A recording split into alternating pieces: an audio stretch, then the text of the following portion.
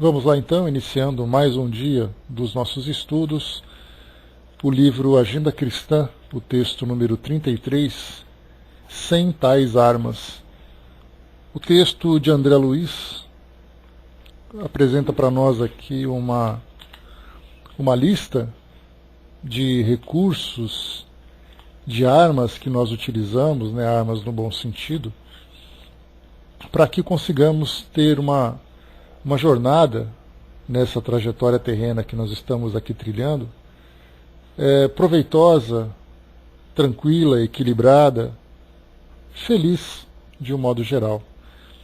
Então nós temos aqui algumas orientações, e o livro Agenda Cristã, ele proporciona para nós reflexões em diversas situações, em diversas áreas do nosso comportamento, dentro da nossa convivência em sociedade, da nossa postura íntima, da nossa consciência como espíritos imortais que somos. Então, cada uma dessas orientações, se elas forem seguidas à risca, nós certamente teremos uma jornada bastante tranquila, mas a tranquilidade é íntima, mas ao mesmo tempo bastante proveitosa a partir das ações que nós empreendemos. Nós temos visto em diversas situações, desde o simples pensamento que nós emitimos, das nossas conversas, das ideias que nós transmitimos, até ações mais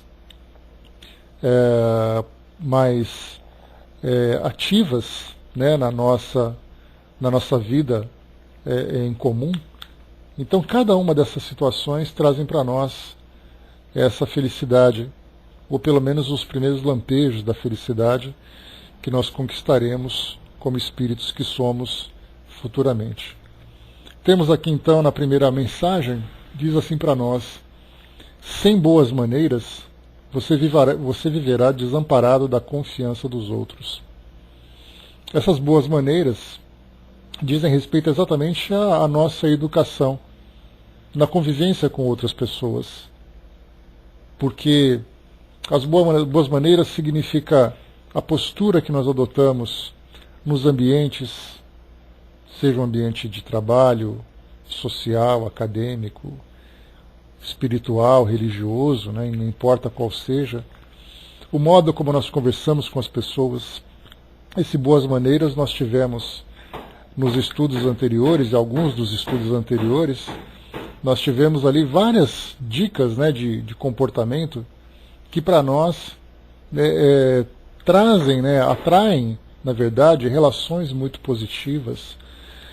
Esse mesmo sentimento de confiança também que nós acabamos conquistando por tudo aquilo que nós semeamos, na forma do trato com outras pessoas, nas boas maneiras, no que diz respeito até mesmo na nossa lida com os objetos, porque nós vimos ali em situações que mostram aqueles sinais do item anterior que nós estudamos, que muitas vezes temos aquele hábito de jogar as coisas, de bater as portas. Então, cada uma desses pequenos detalhes, ou, conforme nós vimos lá anteriormente, naqueles sinais que nós emitimos, nós vamos então criando uma imagem que vai refletir exatamente o universo íntimo que nós temos.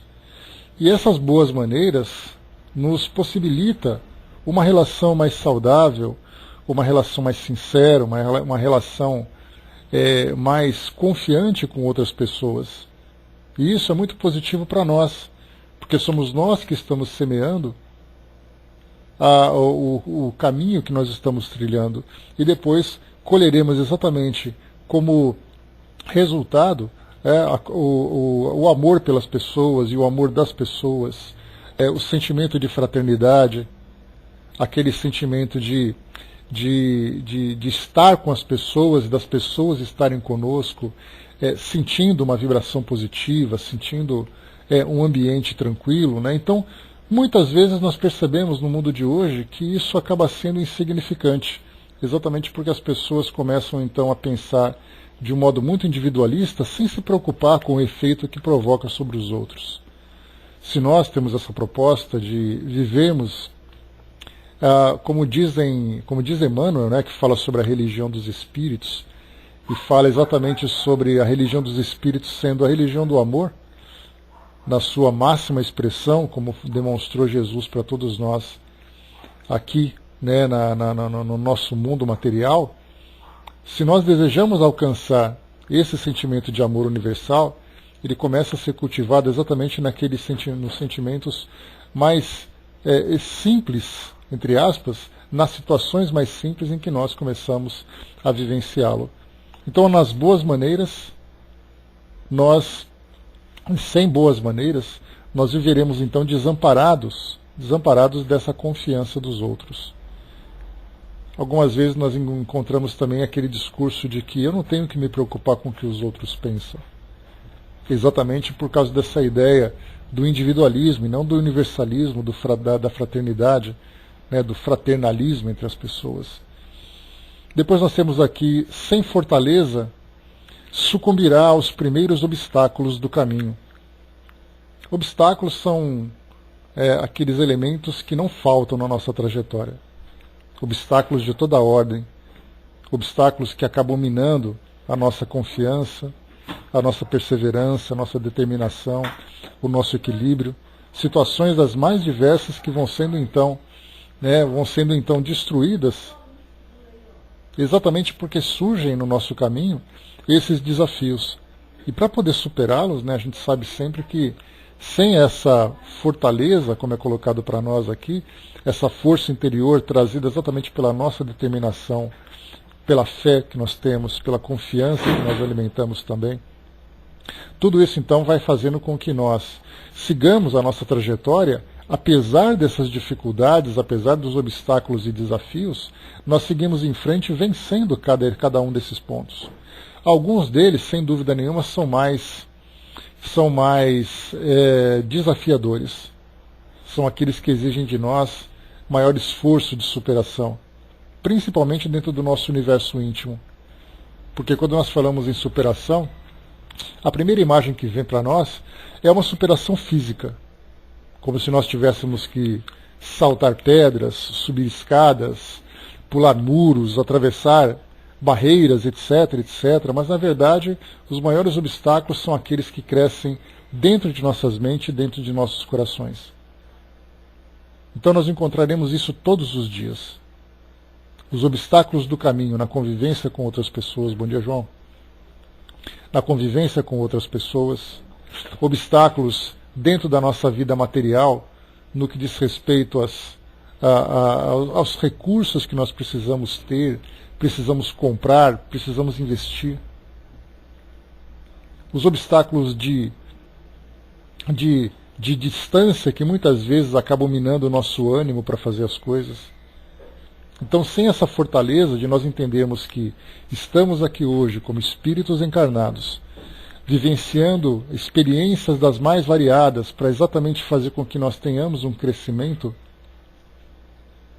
que nos favoreça no nosso desenvolvimento, sem essa confiança, nós estaremos aqui no mundo soltos, bom dia, Vanessa, aqui no nosso mundo soltos à própria sorte, sem saber de onde viemos e para onde vamos. Esse é um dos pontos principais que nós, espíritas, temos a oportunidade de cultivar, exatamente esse sentimento de coragem, que é o principal, uma das grandes virtudes que nós temos hoje, coragem para superar os obstáculos que surgem à nossa frente, ainda que seja do modo como é possível para cada um de nós.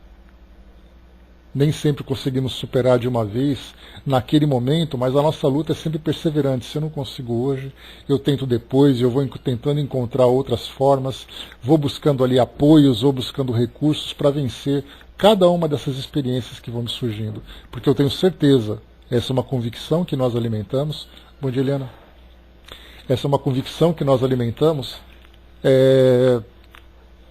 de que cada dia para nós é uma experiência que vai trazendo para nós mais conhecimento, vai fortalecendo cada vez mais as nossas virtudes, vai fazendo com que as nossas imperfeições sejam superadas.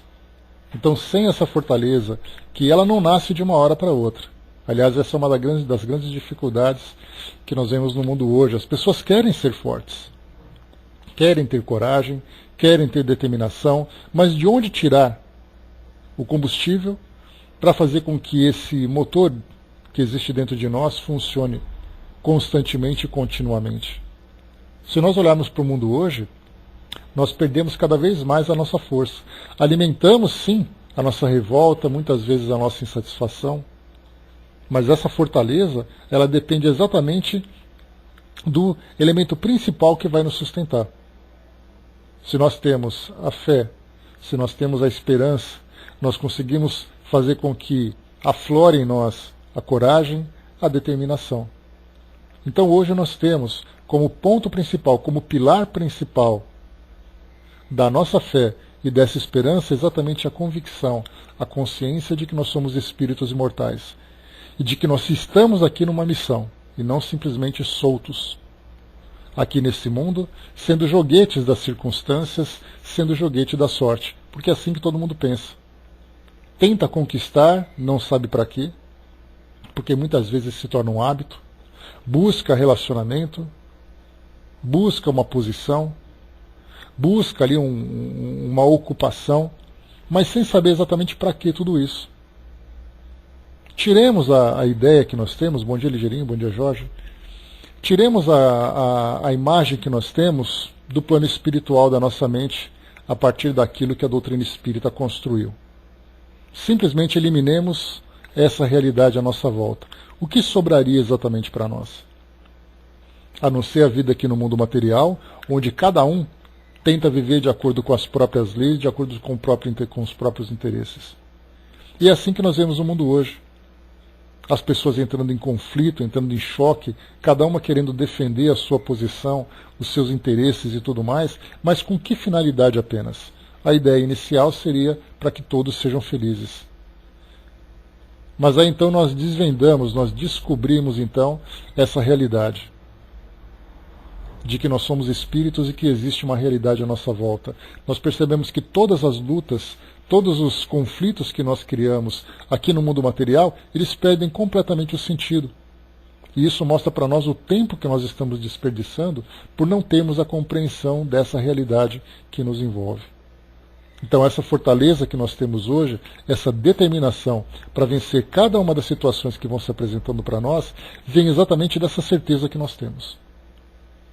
Sem ela, acreditemos nisso, sem essa convicção, é como se simplesmente tirasse o chão debaixo dos nossos pés.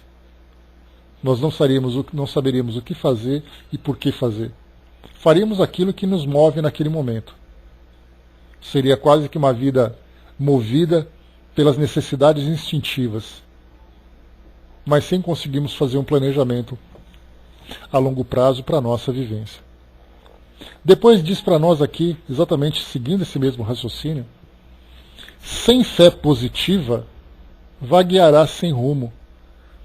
Essa fé positiva significa exatamente a fé ativa, a fé operante, aquela fé que transforma, aquela fé que produz. Se nós não tivermos essa fé, fé em que exatamente? Aí então cada um vai buscar o elemento de sua fé. Mais uma vez a doutrina nos traz a fé, inicialmente, na nossa condição de espíritos imortais. Porque isso, sem dúvida nenhuma, é um resultado da nossa fé. A fé raciocinada.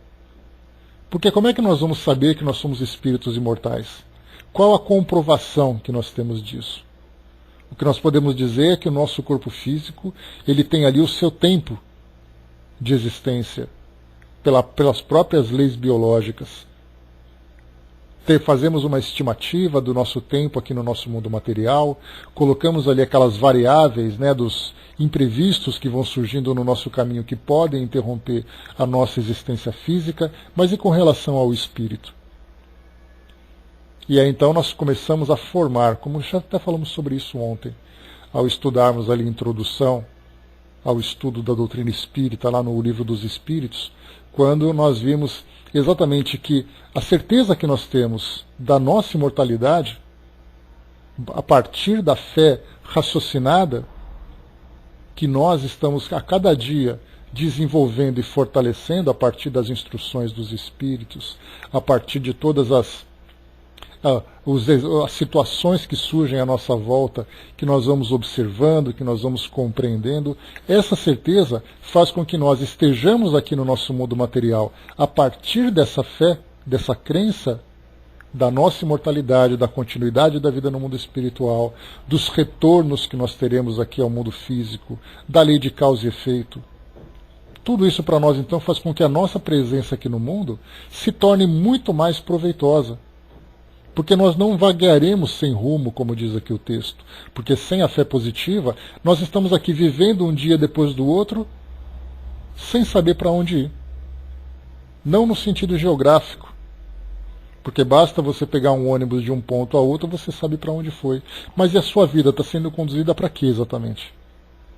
Você trabalha, você consome, você se relaciona, até chegar no final da sua existência e depois. O que você esperava ter alcançado e o que você realmente alcançou. E o que vai fazer de tudo isso depois da sua conquista. Você parte, tudo aquilo que você fez se torna simplesmente parte da sua história.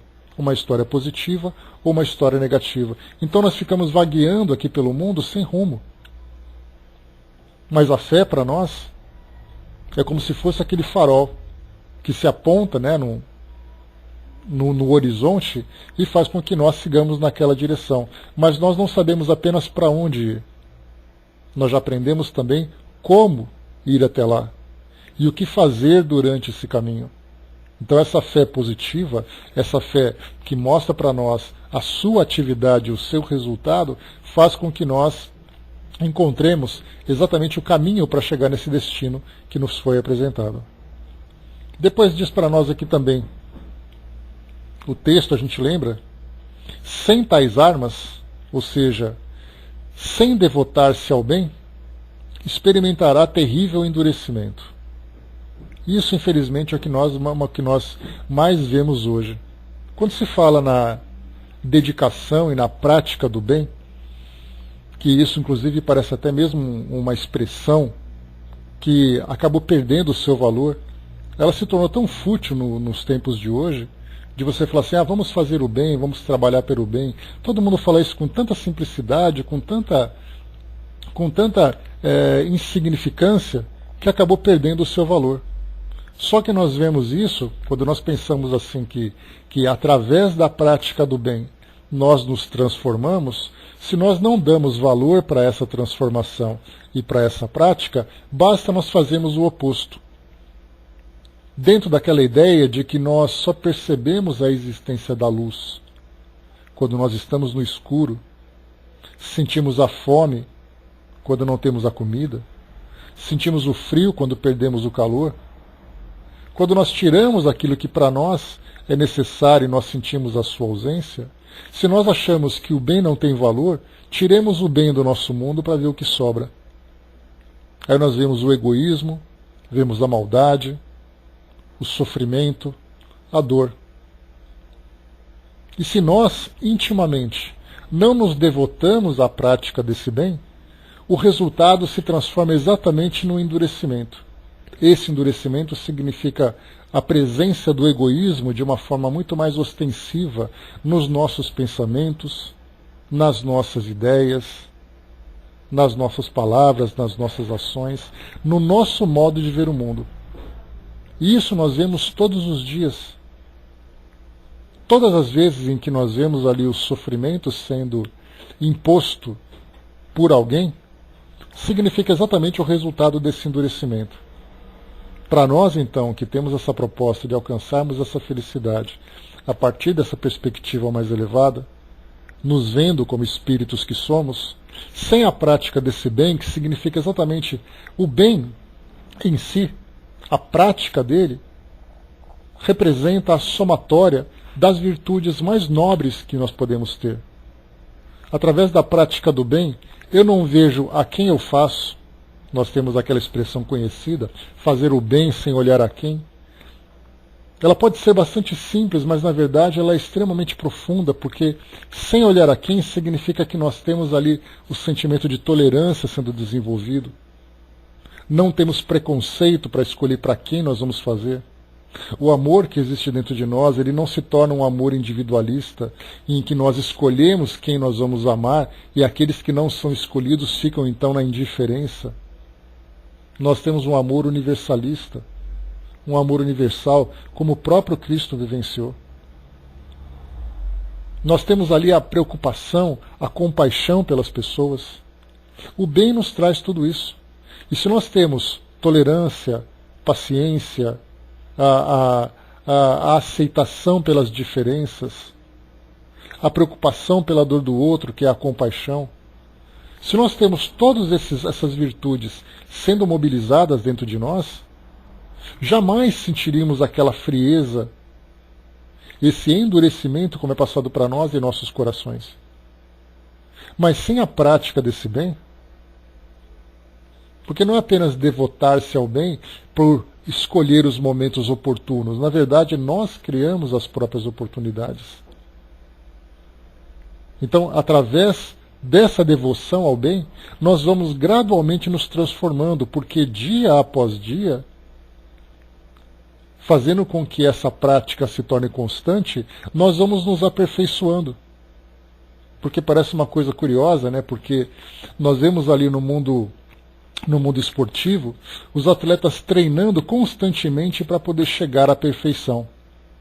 No mundo acadêmico, nós vemos as pessoas alcançando ali, né, as suas graduações, os seus títulos, através de um estudo constante. Dentro do campo moral não é diferente. Se nós não exercitarmos as virtudes, nós ficaremos estagnados naquele mais ou menos, fazendo aquilo que dá, fazendo aquilo que é possível, sem avançar, porque aquilo que foi possível ontem continua sendo possível hoje. Mas se eu me esforçar, se eu me dedicar, eu consigo superar aquela possibilidade encontrando forças que muitas vezes se encontravam adormecidas. Então, somente através desse exercício constante que nós fazemos, à distância, próximo, diretamente e indiretamente, e temos isso como sendo para nós uma diretriz na nossa vida. Eu acordo, ou eu posso dizer, eu acabo de acordar, eu acordei com a determinação de fazer o bem onde eu estiver. E Madre Teresa de Calcutá, ela tem uma frase muito bonita que ela diz para nós, né? Faça o bem onde você estiver. Faça o bem para você, faça o bem para sua família, faça o bem para seus vizinhos de porta, faça o bem no local, no ambiente onde você se encontra. Seja você, diz Madre Teresa, a expressão viva do amor de Deus. E para sermos a expressão viva do amor de Deus, nós precisamos fazer com que esse amor seja ativo. E não simplesmente alimentarmos a fé, porque infelizmente é o que nós encontramos hoje no mundo. A grande maioria do mundo religiosa, mas uma religião individual, em que cada um diz assim, eu acredito em Deus. Mas esse indivíduo que acredita em Deus não se transforma num representante de Deus. E não é a representação teórica dizendo que eu me visto porque eu leio, porque eu acredito, porque eu frequento, mas é porque faz. Assim a doutrina espírita nos instrui. De dizer para nós que fora da caridade não há salvação. Essa instrução, ela é uma instrução trazida para nós que somos espíritos, ainda nessa faixa tão limitada ainda de compreensão. Porque nós somos instigados a fazer a caridade para nos salvar do sofrimento que nós mesmos causamos. Para os espíritos que vão se elevando, e nós esperamos alcançar essa elevação, a resposta é: faça o bem para ser exatamente a representação de Deus aqui no mundo. Não para que você se salve. A salvação, entre aspas, virá como uma consequência natural. Mas se você não fizer, não demonstrar exatamente a sua fé operante, a sua fé positiva como nós vimos anteriormente, nós não sentiremos o efeito em nós. A Gerina lembrou lá em cima, né, aquela passagem do Gilberto Gil, se eu quiser falar com Deus, tenho que calar a voz, tenho que buscar a luz. Então, quer dizer, é um processo que nós vamos nos afinizando cada vez mais com o pensamento divino, não porque nós estamos buscando, porque é como se nós estivéssemos correndo por uma campina, saltando, tentando alcançar o sol. Jamais conseguiremos fazer isso porque nós estamos tentando buscá-lo sem mudar aquilo que existe em nós. Conforme nós vamos nos transformando, nós vamos naturalmente nos elevando em direção a ele. Mas para isso existe essa mudança. E sem dúvida, Marion, essa mudança dá trabalho. Porque toda essa mudança para a promoção desse bem significa renunciarmos ao egoísmo que existe dentro de nós. E esse egoísmo é algo que vem milenarmente. Porque nós chegamos a falar sobre isso, inclusive, né, na semana passada. Fizemos um estudo lá na série Espiritismo Net Brasil, e o tema era exatamente as virtudes segundo o Espiritismo. E 3 pontos que os Espíritos falam antes de nós pensarmos em virtudes é reconhecermos que existe em nós o egoísmo, o orgulho e a vaidade. Vaidade e orgulho, filhas do egoísmo. E o egoísmo significa o quê? Eu pensar em mim, o meu próprio ego. Quando eu começo a reconhecer isso tudo, que esses elementos existem, essas, entre aspas, imperfeições, porque como eu comentei no estudo, elas não são imperfeições. Elas eram necessárias no início da nossa trajetória. Eu precisava defender o meu interesse, porque ainda vivemos de uma forma muito primitiva, cada um pensava somente em si. Então, ser egoísta inicialmente era cultivar aquilo que era importante para mim. Mas conforme o tempo vai passando e o mundo foi se transformando, eu percebia que eu não precisava me defender com tanta ferocidade. Eu precisava, na verdade, trabalhar de uma forma compartilhada, de uma forma fraternal, de uma forma universal. Então, naturalmente, esse sentimento de fraternidade foi se desenvolvendo em oposição ao egoísmo que foi diminuindo. Só que o egoísmo ainda existe muito forte dentro de nós, em menor intensidade do que no passado, não tenhamos dúvida nenhuma. Então essas mudanças foram necessárias e continuam sendo necessárias, só que nós precisamos de muita força. Aquela passagem de uma das músicas da Legião Urbana, Renato Russo escreveu: disciplina é liberdade, compaixão é fortaleza. E a partir desse entendimento nós vemos então que, conforme nós vamos nos fortalecendo e nos tornando compassivos com as dores alheias, significa exatamente que nós nos tornamos cada vez mais livres. E essa liberdade nos aproxima cada vez mais de Deus. A Sandra lembrou, você pode perdoar uma ofensa de uma pessoa, mas você não precisa ficar rindo com ela como se nada tivesse acontecido. Estou sem falar com meu irmão, mas ele me ofendeu muito. É um processo, Sandra, do que a gente vai vivendo, e eu já falei para vocês várias vezes sobre isso, que é importante a gente pensar, que a construção do perdão, né, o perdão dentro de nós, ele não é simplesmente criado, ele é construído. Então, inicialmente, nós começamos a dominar aqueles sentimentos mais negativos que existem em nós. O Espírito Hamed, ele diz assim numa das suas mensagens, de como perdoar. Ele fala inicialmente, mantenha uma distância mental da pessoa com quem você teve conflito. Porque quando você começa a pensar muito, você começa a remoer. Você começa a reviver tudo aquilo de novo. Fica aquele duelo mental, o mesmo duelo que Kardec lembrou lá no Evangelho segundo o Espiritismo, só que lá era um duelo físico, né, de espadas e tiros e tudo mais. Só que na verdade nós ficamos duelando. Você pensa na situação, e isso acontece o tempo todo. Uma pequena discussão que você teve com alguém hoje é um aborrecimento que você vai carregar para o dia todo. Esse aborrecimento significa exatamente você ficar duelando. Se eu tivesse falado isso, tomara que ele sofra aquilo, da próxima vez eu vou fazer, a gente começa então a alimentar. Aí Hamed diz, mantenha uma distância mental. Se distancie, se afaste, esqueça temporariamente a pessoa e a situação que você vivenciou. Esse é o primeiro passo, que é a parte mais dolorosa. Depois a gente vai compreendendo do porquê o outro fez isso. Qual o motivo do seu erro? Ele fez assim porque ele não compreendeu, porque ele não acredita, porque ele é uma pessoa muito infeliz, porque a vida o tornou uma pessoa amarga, e a gente começa então a encontrar as causas que fez com que ele se tornasse daquela forma. Já conseguimos neutralizar cada vez mais. Até chegar o momento em que a gente vai falar assim, eu compreendo que ele ainda é uma pessoa que vivencia essas dificuldades e por isso ele errou. Mas no fundo ele não teve a intenção de errar. Ele errou porque a vida o transformou assim. Então a gente vai saindo daqueles graus mais inferiores até o perdão verdadeiro, que é o cultivo do amor, mesmo que não seja o perdão, como você colocou, daquela aproximação, vamos cultivar a amizade, vamos nos tornar ali amigos fiéis e sinceros. As coisas não acontecem assim.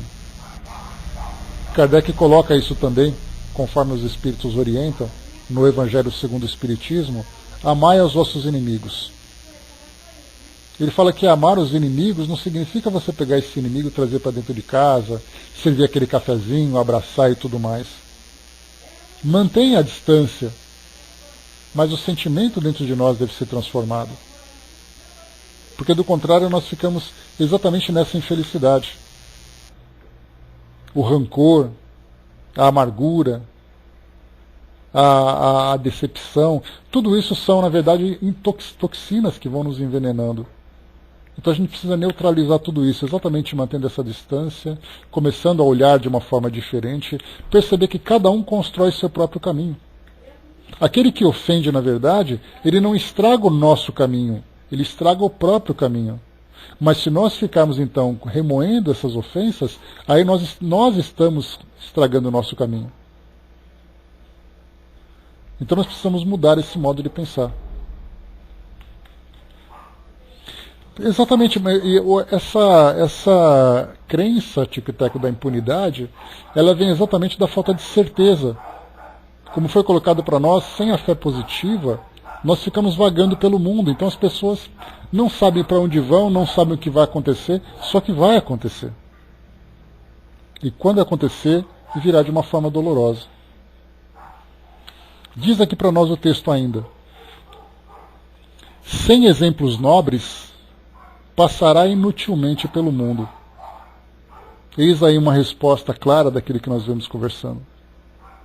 Se eu não der exemplos nobres nas minhas ações, nas minhas palavras, nas minhas ideias, não que eu tenha que esperar a aprovação do meio onde eu me encontro. Não é isso. Mas os exemplos que eu estou dando mostram exatamente aquilo que existe dentro de mim. E se eu não tiver essa capacidade, essa potencialidade de realizações nobres, vai mostrar que a minha existência aqui pelo mundo simplesmente passou inutilmente. Nós estamos estudando, no livro Memória de um Suicida, os espíritos fazendo uma reflexão, ou fazendo reflexões, a respeito da condição atual em que eles se encontram, que é um resultado daquilo que eles viveram no passado, e estamos também estudando o planejamento que eles estão fazendo para o futuro. E nós vimos a dor que é esses espíritos por serem suicidas. Mas, mais uma vez, nós estendemos isso para essa generalidade do mundo espiritual, e nós vemos que grande parte dos espíritos sofrem os próprios tormentos por terem vivido vidas fúteis, sem dedicações ao bem, sem dedicações à produtividade, sem dedicações a criar um ambiente saudável dentro de si mesmo e em torno de si mesmo. E aí então percebem, chegando no plano espiritual, a vida inútil que tiveram. Inútil não no sentido absoluto, mas que certamente poderiam ser muito mais aproveitáveis, ou uma vida muito mais aproveitável, se tivessem agido de um modo diferente. Só que depois desse arrependimento, diz assim, se eu tivesse feito, o se não muda nada. Porque o se, na verdade, seria uma possibilidade. Só que a possibilidade do passado não pode ser revertida. E aí então nós temos que, se eu não tiver boas práticas na atualidade, não conseguirei promover grandes transformações. Para finalizarmos, Solitária, bom dia. Sem trabalho digno, o tédio apodrecerá suas energias. Esses trabalhos dignos significa exatamente o trabalho de transformação que nós temos. Porque muitas vezes, se nós não tivermos essa intenção, não tivermos um propósito para essas realizações, o tédio, como diz para nós aqui, apodrecerá as nossas energias. Dá para imaginar a dor que isso provoca em nós. Se nós temos essa energia, porque nós temos uma energia vital para desenvolvermos a nossa vida, para vivermos de uma forma proveitosa, para grandes realizações, nós temos essa capacidade. Mas se isso só será aproveitado, essa carga energética que existe dentro de nós só será bem aproveitada se nós a empregarmos de uma forma digna e de uma forma valorosa. Do contrário, nós simplesmente desperdiçaremos isso tudo e depois sentiremos a dor. Porque nós vemos que grande parte dos sofrimentos que existem no mundo hoje, dores relacionadas, dores morais, não dores físicas. Nós temos ali a dor do tédio, nós temos a dor da depressão, nós temos a dor da ansiedade, a dor das angústias, a dor da própria solidão. Tudo isso é resultado da falta de emprego dessa energia que existe dentro de nós. Porque ela acaba tendo dois efeitos. Se ela não é bem aproveitada, ela acaba apodrecendo, como diz o texto. E esse apodrecimento começa a gerar em nós, como diz Joana de Ângeles, essas toxinas mentais. Porque eu começo a perceber que a minha vida simplesmente flui de nada para lugar nenhum. Eu não sei utilizar essa ferramenta que foi colocada à minha disposição. Eu não sei utilizar os recursos que me foram disponibilizados. Eu não sei aproveitar a oportunidade que eu tenho de estar aqui hoje vivo. Então esse trabalho digno, porque exatamente é uma das questões que nós colocamos, comentei com vocês durante essa semana, que nós falamos sobre as crises existenciais. Para nós que trabalhamos no atendimento fraterno, são muitas as pessoas que nos procuram tentando entender o sentido para as próprias vidas. Qual o sentido da minha existência? Eu tenho aquela família que não me estimula, que não me dá alegria, relacionamentos que não me produzem nada, um trabalho que me torna insatisfeito. Aí eu começo a parar, pensar, refletir e não encontro sentido nenhum. Para aqueles que tomam atitudes mais drásticas, terminar com um tormento como esse é uma coisa simples. Para aqueles que vão levando a vida do jeito que dá, na verdade estão minando cada vez mais as suas forças, até chegar num ponto em que a infelicidade se instala. Então, na verdade, mesmo que eu não saiba qual é o meu grande propósito que eu tenho que fazer aqui, para cada uma das minhas escolhas, elas devem ser efetivas, devem ser dignas, devem ser proveitosas, proveitosas para mim, proveitosas para aqueles que estão do meu lado, proveitosas para aqueles que eu não conheço, proveitosas para o mundo que eu vivo. Fazer com que nós nos tornemos dignos e nobres e produtivos para tudo aquilo que nós fazemos. Encontrar oportunidades, criar novas oportunidades. Bom dia, Márcia. Então, a orientação que os Espíritos nos dão é exatamente para que nós vejamos a nossa vida como uma preciosa oportunidade. Porque, como lembra a irmã Sidufo, que diz para nós que a grande dor que um espírito sente, estando no mundo espiritual, é quando ele olha para trás e percebe que perdeu tempo. Algumas vezes ele não sabe como fazer. Eu gostaria de fazer diferente, mas eu não sei por onde começar. É hora de começar a buscar ajuda, de começar a procurar auxílio, orientação, um propósito, para poder fazer com que a vida tenha um sentido diferente. Por isso, para finalizarmos, mais uma vez a gente finaliza na metade desse texto, porque essas reflexões trazem para nós aqui, né, a oportunidade de vermos diversas situações da nossa vivência. Então, se nós não aplicamos essa energia que existe dentro de nós, a energia física, a energia afetiva, a energia intelectual, se tudo isso não é aplicado, ele começa a apodrecer. E se começa a apodrecer, nós começamos a absorver exatamente as toxinas. Sabemos o que acontece se nós guardamos alimentos que trazem lhe suas próprias energias sem consumi-los. Eles não só apodrecem, como eles começam também a contaminar aquilo que está próximo. Assim acontece também dentro de nós, assim acontece também dentro de nossas mentes. Então nós temos que renovar atitudes, como lembra o Espírito Hamed. Essa renovação de atitude significa vamos limpar ali os nossos armários, limpar as geladeiras, limpar as fruteiras e começar tudo novo e começar a consumir aquilo de uma forma proveitosa. Aí a nossa vida começa a fazer sentido. Então, meus amigos, encerrando por aqui essas nossas reflexões, foram poucas, mas ele fala para nós que sem essas armas, sem tais armas, nós teremos dificuldades numa série de situações da nossa vida. Boas maneiras, fortaleza, fé positiva, devoção ao bem, exemplos nobres, trabalho digno. Temos mais aqui, só aproveitar que está acabando já. Só acelerarmos um pouquinho que a gente consegue terminar. Ele diz assim para nós: sem esforço próprio, jamais alcançará as portas do alto. Ou seja, se nós queremos alcançar essas portas do alto, que representa para nós essa felicidade que existe dentro de nós, há a necessidade de um trabalho nosso, um esforço nosso. Porque quantas vezes nós ficamos na dependência daqueles que estão próximos a nós? Eu preciso que você me ajude a fazer, eu preciso que você faça, eu preciso que você me mostre, eu preciso que você me carregue. Só que, na verdade, a conquista, ela é uma conquista pessoal. A vida para nós é como se fosse uma maratona. Só que é uma maratona que não vai conquistar quem chega primeiro.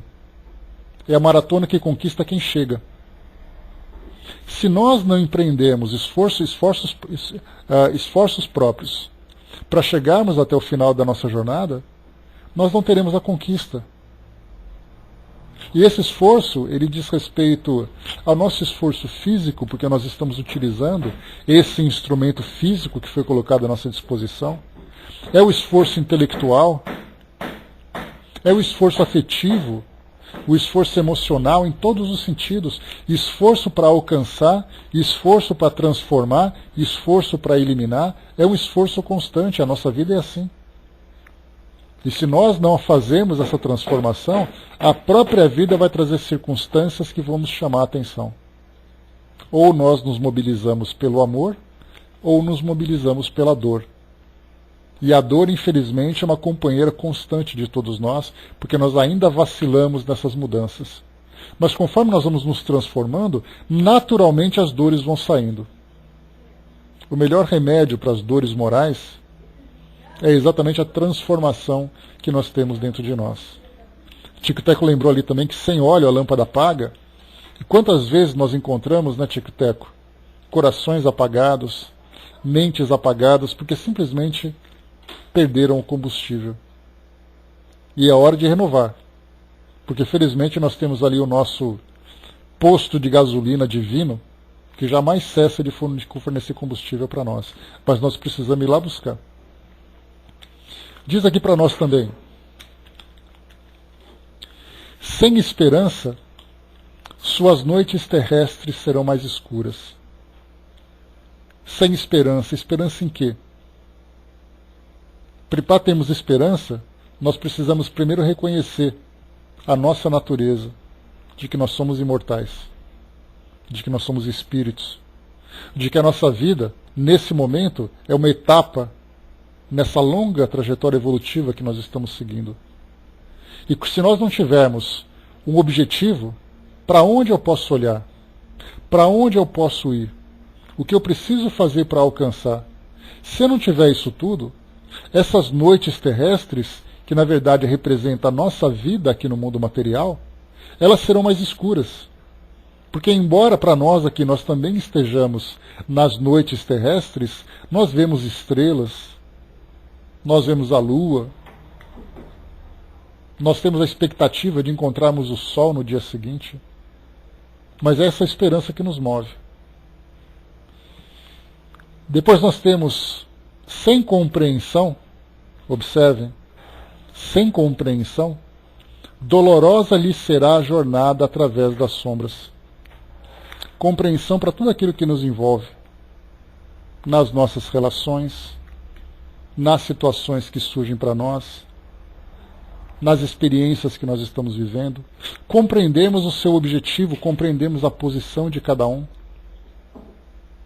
compreendemos tudo aquilo que nos toca de alguma forma na nossa vida. E depois, sem espírito de renúncia, você não educará ninguém. Se nós não renunciarmos ao nosso próprio egoísmo, jamais conseguiremos transformar aqueles que estão à nossa volta. Porque egoístas e endurecidos, todos nós somos por natureza. Estamos nesse processo de mudança, enquanto nós vamos evoluindo durante as nossas experiências. Se nós não renunciarmos a essa posição, jamais seremos um exemplo positivo para os outros. Jamais mostraremos para os outros o modo como ele pode se comportar. Ele já tem o jeito dele, que já provoca sofrimento para ele e para mim, eventualmente. Se eu não ajudá-lo nessa transformação, mostrando a minha transformação inicialmente, nós entraremos naquele pensamento que diz para nós: faz o que eu mando, não faz o que eu faço. E isso não acontece, porque nós sabemos que os exemplos arrastam muito mais do que palavras. E o melhor exemplo que nós podemos dar é exatamente o exemplo da nossa transformação. E para nos transformarmos, precisamos da renúncia. E é através da mudança de comportamento nós influenciaremos o meio onde nós nos encontramos. Se eu gritar, o outro grita. Se eu mudar o meu tom de voz, o outro vai perceber. Então nós precisamos pensar na nossa mudança. Não adianta transformar as pessoas se nós não nos transformarmos. Quantas vezes nós encontramos nas discussões as pessoas gritando: eu não suporto quando você grita. E ele fala isso gritando. E é assim que nós começamos a ver. Mas é um processo para todos nós, Sandra. Não é um processo seu, não é um processo do vizinho, é um processo de todos nós. O que nós estamos percebendo é exatamente o grau em que nós nos encontramos, e isso vem com esse autoconhecimento que nós estamos desenvolvendo, e depois começarmos a trabalhar para a transformação. Não importa quem está na frente, não importa quem está atrás. Quem está na frente teve o mérito da própria conquista. Quem está atrás teve o demérito de não ter avançado. Nós estamos na nossa posição e podemos agora fazer esse trabalho de mudança. Então essas instruções, agora encerrando o nosso estudo de hoje, faltava um pouquinho para acabar, né? Sem essas armas, nós sofreremos de todas as formas. E aí então é hora de terminar esse sofrimento. Todo o antídoto para a dor moral é exatamente o cultivo das virtudes. É como se nós tivéssemos aquela horta de fitoterápicos, e nós vamos fazendo ali os nossos chazinhos e tudo mais.